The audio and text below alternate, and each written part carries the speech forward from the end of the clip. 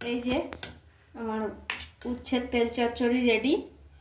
যা পরিমাণ কিন্তু তেল ছিল, এতে আমরা দুজন মানুষ খাবো বলে এতে কিন্তু আরও একটা আলু আরও কিছু উচ্ছে পেঁয়াজ দিলে আর একটু হতো, কিন্তু আমরা যেহেতু কম লোক ওই জন্যে তেল দেখেছেন কীরকম। আর যদি এই রেসিপিটা ভালো লেগে থাকে তাহলে জিনিয়া রান্নাঘর চ্যানেলটিকে সাবস্ক্রাইব করবেন আর লাইক আর শেয়ার করে আমাদের পাশে থাকবেন। নমস্কার, জিনিয়া রান্নাঘরে সবাইকে স্বাগত। আজকের আমি বানাবো উচ্ছে চচ্চড়ি মাছের তেল পোটা দিয়ে। এটা হচ্ছে বড় সাইজের কাতলা মাছের তেল চর্বি, এই যে বাজার থেকে নিয়ে এসেছে। এটা দিয়ে হবে আজকের উচ্ছের চচ্চড়ি। এই যে উচ্ছে চচ্চড়ির জন্য আমি উচ্ছে কেটে রেখেছি সরু সরু করে, আর রেখেছি টমেটো আধখানা, সরু সরু করে কাটা আলু, পেঁয়াজ, কাঁচা লঙ্কা। এটা দিয়েই আজকের হবে। এই গ্যাস জ্বালিয়ে দিয়েছি আমি, কড়া গরম হয়ে গেছে। এতে আমি সামান্য করে 1 চামচও না, 1 চামচেরও কম তেল দেবো, সরষের তেল।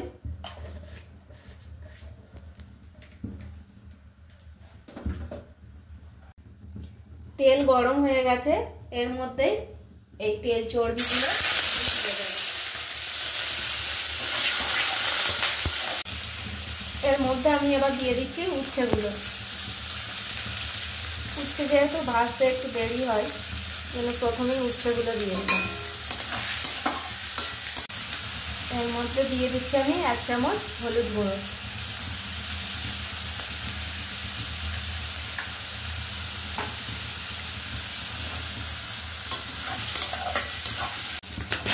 এই যে উচ্ছেগুলো আমার একটু ভাজা ভাজা মতো হয়ে গেছে। কতটা তেল বেরিয়েছে দেখেছেন? এই জন্য আমি একদম সামান্য করে তেল দিয়েছিলাম, তাও এতটা তেল বেরিয়েছে। এর মধ্যে এবার আমি দিয়ে দেব আলু।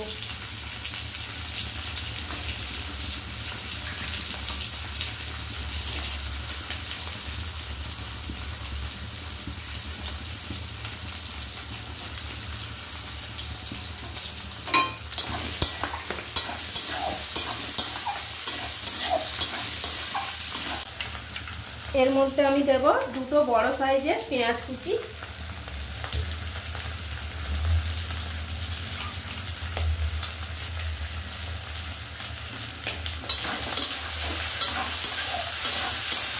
এরপরে আমি দেবো এর মধ্যে টমেটো কুচি। বড় সাইজের টমেটো, ওই জন্য আমি হাফটা দিচ্ছি, ছোট হলে পুরো একটা কোটা দিয়ে দেবেন।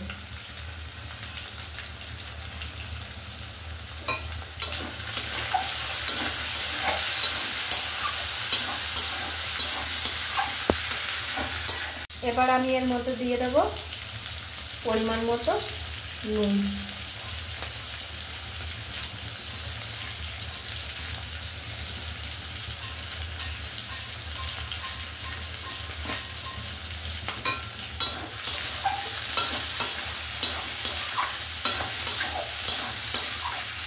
এরপরে আমি দিয়ে দিচ্ছি এই কাঁচা লঙ্কা কুচি, আর দিয়ে দেব সামান্য পরিমাণে শুকনো লঙ্কার গুঁড়ো।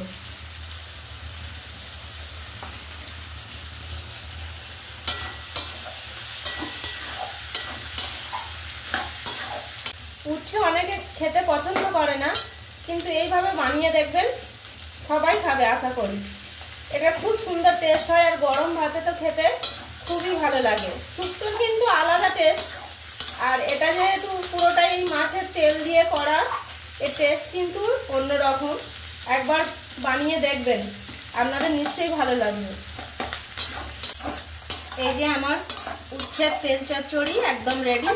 এতে কিন্তু একদমই জল দিইনি, পুরোটাই পুরো তেলে সেদ্ধ হয়েছে। সিম কম করে রেখে এটা আস্তে আস্তে ধীরে ধীরে কষাতে কষাতে পুরো আলুগুলোও সেদ্ধ হয়ে গেছে, উচ্ছে তো সেদ্ধ হয়ে গেছে। আমার উচ্ছের তেল চচ্চড়ি রেডি।